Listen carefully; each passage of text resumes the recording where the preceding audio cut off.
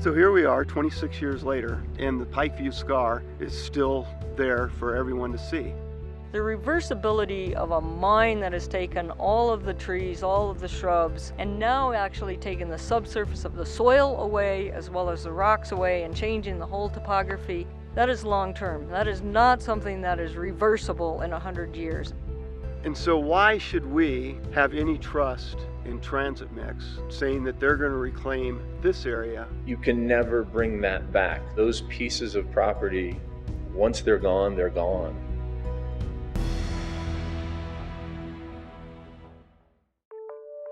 Transit Mix, of course, operates the current quarry here. They have petitioned to open a new one south of town. The proposed location of the quarry sits almost right on top of Little Turkey Creek. And what's unusual about it is that they're dropping it right in the midst of basically 4 established neighborhoods. The entire area is very special. The riparian areas occupy about 1.5% to 2% of all of Colorado, and yet about 80% of our species use it.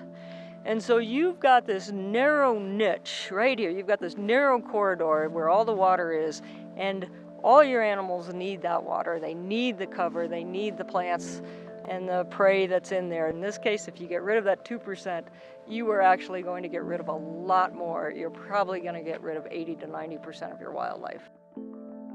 The litmus test for just about every decision that we make, it seems to me, as a community is do no harm. We do use our land and we have to restore it after we use it. And so some people call that reclamation, some people call it restoration. I can guarantee you that there are no hard rock mining areas that can ever be restored to what they were. Impossible. You have gotten rid of the soil, you can't do it. We have this natural beauty, but we have to not screw it up. And that's an important piece, and we have to be vigilant about that. Do we really want another scar in El Paso County? Any prospect of a new scar along the Front Range or anywhere where people like to enjoy open space, in my opinion, is a big mistake. We just can't keep doing this as a community.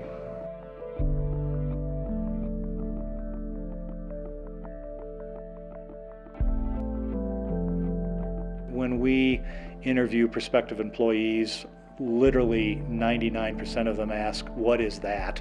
When they look at the scar, because they don't understand how a city with such natural beauty would have a kind of what looks like an open mine right along the Front Range. You see the scar from the whole interstate, you see it from the whole city. I just agree with Governor Romer when he came here a long time ago. He said this is an embarrassment. We need to really think about why people come here, and they want to be outdoors. They want that access.